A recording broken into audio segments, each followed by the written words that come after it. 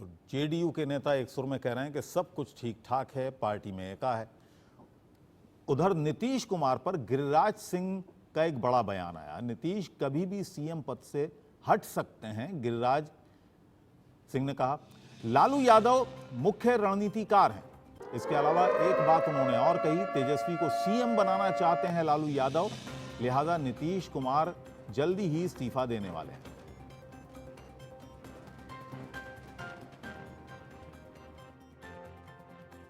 खुद एक बहुत बड़े नीतिकार हैं। पहले बार भी कहा था, उनके मन में है तेजस्वी के बगैर नहीं, तेजस्वी के बगैर नहीं। नीतीश कुमार आने वाले दिनों में चुनाव से पहले किसी भी दिन मुख्यमंत्री पद से हट सकते हैं। मैं डंके की चोट पे कह रहा हूं, नीतीश कुमार के लिए खिड़की केवाड़ी सब बंद है, एक छेद भी नहीं खुला। विश्वसनीयता का अभाव है जदयू के अंदर, सब छक्का पंजा का खेल खेल रहा है। कल ही कैबिनेट ने हम लोगों ने लगभग जो है कल परसों 4.5 लाख को राजकीय का दर्जा दिया। ऐसे रखो भाई, तो मेरा और इस तरह की जो पत्रकारिता है 3 महीने बाद जागती रहे, तो उस पर क्या कहना है? उस पर तो कोई बात ही नहीं।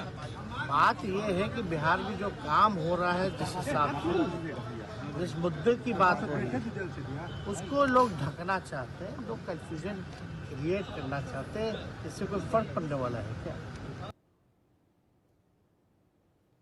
तो अजीत जी, आपने बात शुरू की थी जेडीयू की, कि देखने वाली बात होगी कि कल कार्यकारिणी में क्या होने वाला है, किस तरह की उठापटक रहेगी। लेकिन जेडीयू के जितने भी नेता हमने बात करने की कोशिश की, सब कह रहे हैं कि सब कुछ ठीक है, एकता है। ललन सिंह से बात करने की कोशिश की, वो कह रहे हैं कि नीतीश कुमार जेडीयू के सर्वमान्य नेता हैं, बिहार के सर्वमान्य नेता हैं, और हमारा कोई किसी तरह का मतभेद नहीं है। अबुल, देखो, इसमें क्या कहते हैं, कहानी बहुत दिलचस्प है इसकी। नीतीश कुमार जी को ये लगता था कि मैं आराम से जो इंडी गठबंधन बना है उसका संयोजक या चेहरा बन जाऊंगा। लालू यादव आरजेडी की भी कोशिश थी किसी तरीके से इनको दिल्ली में नेता बना दिया जाए और वो आराम से फिर उनका बेटा तेजस्वी वहां का मुख्यमंत्री बन जाए। लेकिन खेल बिगड़ गया, रायता बिखर गया पूरे इंडी गठबंधन में। कांग्रेस तैयार नहीं है नीतीश जी को। 2017 में भी कांग्रेस, नीतीश जी ने कोशिश करी थी। जब कांग्रेस ने उनको कहा भैया सवाल ही पैदा नहीं होता, प्रधानमंत्री तो हमारा आदमी बनेगा, वो राहुल जी हो सकते हैं, कोई दूसरा होगा, लेकिन आप सोचना छोड़ दीजिए इस बारे में, तो नीतीश जी उठ के फिर से बीजेपी के दरवाजे पे चले गए थे। अब यहाँ पर रायता ये बिखर गया कि जब ये दिल्ली की बैठक हुई तो ये क्लियर हो गया कि नीतीश जी को संयोजक नहीं बनाया जा रहा है, चेहरा नहीं बनाया जा रहा है। तो उसमें खेल बिगड़ गया, लालू जी का भी खेल बिगड़ गया, नीतीश जी का भी।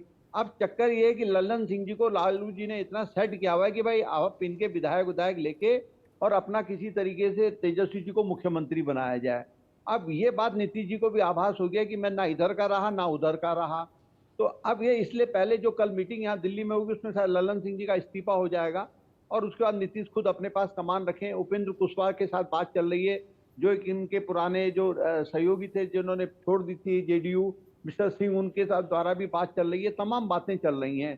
तो अब नीतीश के पास कोई चारा नहीं है अपने को मुख्यमंत्री बनाए रखने के लिए, या तो वो फिर से वापस एनडीए की तरफ आए और एनडीए के साथ गठबंधन करके फिर जो एनडीए शर्तें रखे, सारी चीजें रखे। देखिए, एनडीए को भी जरूरत है नीतीश की।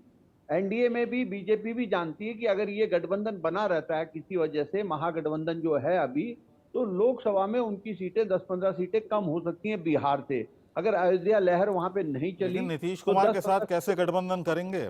भारतीय जनता पार्टी के नेता तो कह चुके हैं कि कभी जिंदगी में राजनीति में नहीं करेंगे नीतीश कुमार के साथ। इस मामले में बीजेपी इस मामले में बहुत स्मार्ट है।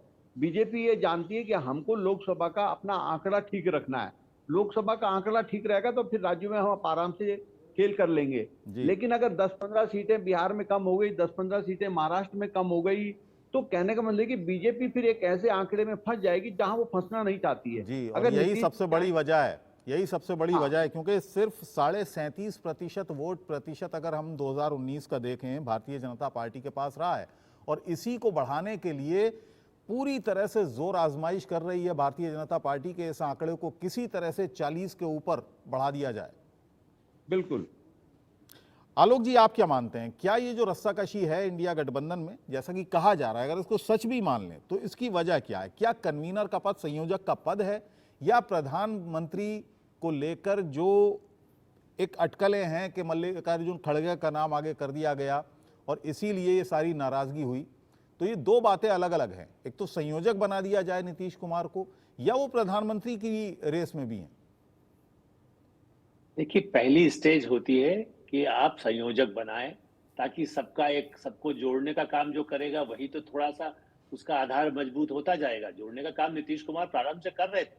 शरद पवार जी ने भी बात की, जो पुराने नेता हैं, कांग्रेस के नेता तो उससे ज्यादा केवल वो चाहते हैं कि हमें, बल्कि अभी पहले अपने साथी कह रहे थे कि 150 सीट, मेरी जो जानकारी है वो 100 सीट भी यदि उनको मिल जाए तो उसको चाहते, उसके बाद भी हम गठबंधन बना लेंगे। और इसलिए अब स्थिति ये है, जेडीयू का मैं आपको बताऊं, मेरी जानकारी जो मिली है हाल में, कल तक जो जानकारी मिली है बिहार से भी, उसमें यह है कि 40 सीटों में से आरजेडी और जेडीयू, राष्ट्रीय जनता दल और जनता दल यू में 17 सीटों को लेकर के जो 2-3 दिन से कवायद जो चल रही थी, उसमें तय हुआ कि 17 सीटें हम लड़ेंगे, 6 सीटें हम रख देते हैं।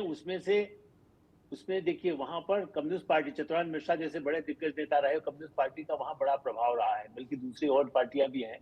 तो उनके साथ वो कांग्रेस कम्युनिस्टों को कितना सीट दे, कोई सीपीएम के साथ करती है तो एक आदमी वो खड़ा करना चाहता है, 2 खड़ा, तो कांग्रेस 3, 4, 5 कितनी सीटें ले, उन 5 में से बांट ले अपना। कांग्रेस चाहती है कि कम से कम 10 सीट दीजिए, तभी तो मैं 100-125 पहुंचूंगा। उत्तर प्रदेश बिहार में तो मुझे कितना मिलेगा?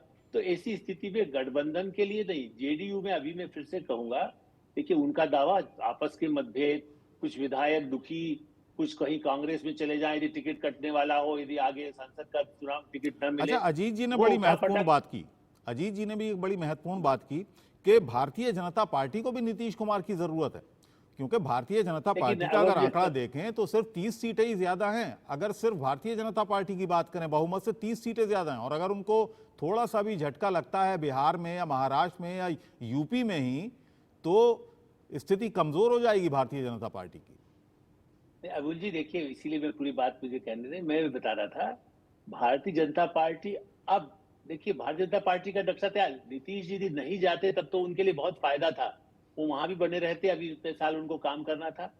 अब वो उस समय उनको लालू यादव ने यही दिया कि वो चूंकि पुराने गठबंधन में रहे हैं कांग्रेस के साथ भी, नीतीश एक तरह से वो तो बीजेपी के साथ रहे थे ज्यादातर, जब भी कोई गठबंधन हुआ लालू के साथ, तो अब चले गए फिर से, एक बहुत प्रारंभिक दौर छोड़ दीजिए। इसलिए अब बीजेपी के दरवाजे उनके लिए नहीं है। हाँ, बीजेपी वो रास्ता नीतीश के प्रति सॉफ्ट कॉर्नर इसलिए है कि नीतीश पर पर्सनली लालू के जिस तरह भ्रष्टाचार हैं, नीतीश ने उनको छूट दे दी, वो अलग बात है। खुद पर न होने से जब चुनाव हो जाएंगे और यदि कोई ऐसी जरूरत हुई तो एनसीपी या जेडीयू ये भी बीजेपी का दामन थाम लेंगे। याद करिए 2019 से 14 में भी इस समय शरद पवार भी जाकर के नमस्कार करने मोदी जी के जाते थे, फोटो दिखाए जाते थे सब।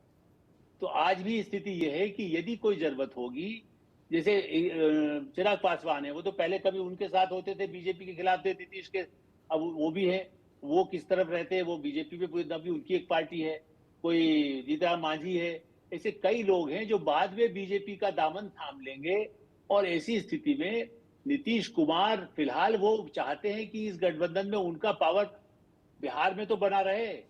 अभी तेजस्वी यादव को, वो बात बिल्कुल सही है, पहले तय हो गया था कि वो संयोजक बन जाते तो देशव्यापी घूमते, अब उन्होंने उनके हाथ से वही काम छीन लिया, तो उनको बिहार में रहना है, इसीलिए वो डिस्टर्ब भी रहे। उनको देखिए कई बार ऐसे बयान दे दिए, दुखी भी रहे, लेकिन अभी वो सत्ता ऐसे नहीं छोड़ने वाले हैं। ठीक है, लालू के साथ हिमांशु जी कुछ कहना चाह रहे थे, समझौता कर लिया 17 सीटों का। देखिए, एक चीज नहीं भूल जानी चाहिए, आलोक जी जो बता रहे थे उसके ऊपर मैं एक चीज बता रहा हूं कि ये जो नीतीश कुमार जी है ना, वो कितने दशक से बिहार की राजनीति के अंदर सर्वोच्च स्थान पर विराजमान है, साथ में पार्टी कौन सी भी हो। और जो आपने कहा ना कि भाजपा को भी उनकी जरूरत है, मैं नहीं समझता, क्योंकि जहां तक मुझे पता है परसों शाम तक अमित भाई शाह ने बहुत स्पष्ट रूप से कह दिया था दरवाजे बंद है, मगर आज उनके लिए वेलकम का दरवाजा खुला हुआ है। रीजन फॉर दैट इज, उसकी वजह है, वो समझने की जरूरत है, क्योंकि नीतीश कुमार का पत्ता वहां से कट चुका है। भुजंग प्रसाद ने कुर्सी कुमार को हचमचा दिया है, बिहार की राजनीति की बात करें तो। और इसमें तकरीबन 11 से 12, क्योंकि यहाँ बोन ऑफ कंटेंशन क्या है, फिलहाल लोकसभा की सीटें और उसका बंटवारा, और दूसरी तरफ बिहार की राजनीति। नीतीश कुमार को अगर अनकंडीशनली अगर जनता दल यू के सांसद जो अभी से भाजपा के अंदर जाने को आप पसंद कर रहे हैं, और उसकी वजह से नीतीश कुमार को अनकंडीशनली आना पड़ रहा है भाजपा में, तो इसमें जीत किसकी हुई? और जहां तक बिहार की 40 सीटों का सवाल है, इस बारी जहां तक मेरी समझ है, मुझे ये समझ में आता है कि चिराग पासवान, भूपेंद्र कुशवाहा, जीतन राम मांझी के साथ में मिलकर भाजपा जी चुनाव लड़ेगी। उनको जनता दल यू की यानी कि नीतीश कुमार की, हाँ, नीतीश कुमार के काफी लोग, नीतीश कुमार का जो दल है वो जो बिखर जाएगा अगर ललन सिंह गए, क्योंकि ललन सिंह का तो इतिहास रहा है, वो तो पहले लालू प्रसाद यादव के साथ में थे। आलोक जी बहुत बता पाएंगे इसके बारे में। जी पास जी, में जी वो मैं तो आलोक जी के सबसे पास ही पहले जा रहा हूँ। उनके आलोक साथ जी, ही क्या मिल लगता है रहे। आपको, क्या जेडीयू में सब कुछ ठीक नहीं चल रहा है? जो खबरें आ रही हैं, ललन सिंह का इस्तीफे की खबर तैर रही है, हालांकि उन्होंने मना किया कि मैंने इस्तीफा नहीं दिया है, और इस तरह की बातें लगातार आ रही हैं। कल कार्यकारिणी की मीटिंग है, क्या सब कुछ ठीक नहीं चल रहा है जेडीयू में भी? कुछ मतभेद हैं? देखिए, मतभेद तो निश्चित रूप से है। कुछ विधायक नाराज है, ललन सिंह से नाराज है, लेकिन नीतीश कुमार जिस ढंग से अपने यहाँ आपने रिपोर्ट देखी होगी कि ललन सिंह के घर नीतीश कुमार खुद चले गए, और उसके बाद ललन सिंह को साथ लेकर के फिर गाड़ी में वापस ललन सिंह उनको छोड़ने गए। तो एक तरह से ललन सिंह के साथ ललन सिंह बीच के सूत्र हैं, वने जिसको दमदार कह सकते हैं या बाहुबली कह सकते हैं, या सारा ऑपरेट करने के लिए एक समय में, अब नहीं रहे। एक महेंद्र प्रसाद जी थे जो सारे साधन संपन्न बहुत बड़े माने जाते थे। तो ललन सिंह उस तरह की व्यवस्थाओं के लिए, जो कमलनाथ का रोल कांग्रेस में था, अब इसको अप्रत्यक्ष रूप से मैं ज्यादा डिटेल नहीं कहना चाहता, लेकिन धन बल और बाहुबल दोनों के बल पर वो लालू और इनके बीच में कड़ी, इसीलिए मैंने 17 सीट आपको कहा ना। जी इसलिए कल चमत्कार हो जाए, नीतीश जी को देता है तो नीतीश जी कल खुद ले लें और पब्लिक की मांग में, लेकिन मुझे लगता है कि वो बीच में आपस में जो हुआ कि और लोग छोड़ के न भागे। 17 सीटों पर जब समझौता लगभग होने का, जिसको अभी घोषित नहीं किया गया है, कांग्रेस के साथ अभी जब बैठक होगी तो उसमें बता दिया जाएगा भैया 5 ये टुकड़ा है, इसमें से तुम 4 आपस में 3 क्या खाना चाहते हो, 2-2 3-3 खा लो, हम तो अपना 17 सीट पर लड़ेंगे, तुम्हें करना हो तो करो, वरना बनाओ राहुल गांधी को। फिर ज्यादा राहुल गांधी क्या कहेंगे, हमारी ये नीवा कुश्ती है, हम तो खड़ा करेंगे, बाद में हम तो एक ही हैं। अब वो जब उनकी नाक कट जाती है कांग्रेस की, तो उनके लोग इस तरह के तर्क देने लगते हैं कि जैसे जो समाजवादी पार्टी के साथ किया उन्होंने मध्य प्रदेश में, कि अरे हम तो ये अब लड़ना नहीं चाहते, लेकिन वो खुद माने नहीं है, आप टिकट नहीं देंगे, आप कहेंगे हम तो 20 पर लड़ेंगे बिहार में या 10 पर लड़ेंगे, तो वो कहेंगे जाइए आप 10 का कहां से, आप तो एक भी नहीं ला पाते हैं, अभी भी लाएंगे। तो अभी तो सरकार में वो मंत्री पद चाह रहे हैं कांग्रेस के वहां के विधायक कहते हैं गड़बड़, हाँ नहीं वहां के अभी कम्युनिस्ट भी 6 मांग रहे हैं वहां पर, नहीं 10 मांग रही थी, वो 8 पर होगा, लेकिन अभी वो मंत्री पद चाह रहे हैं नीतीश से। चलो भैया सीट मत दो, मंत्री पद दे दो, हम पैसा कमा लेंगे। माने उनकी पार्टी के लोग ये कह रहे पैसा तो कमाने दो, चुनाव के लिए खर्चा कहां से लाएंगे। चलिए, बहुत बहुत धन्यवाद आलोक जी, हिमांशु जी और अजीत जी, आपका सबका।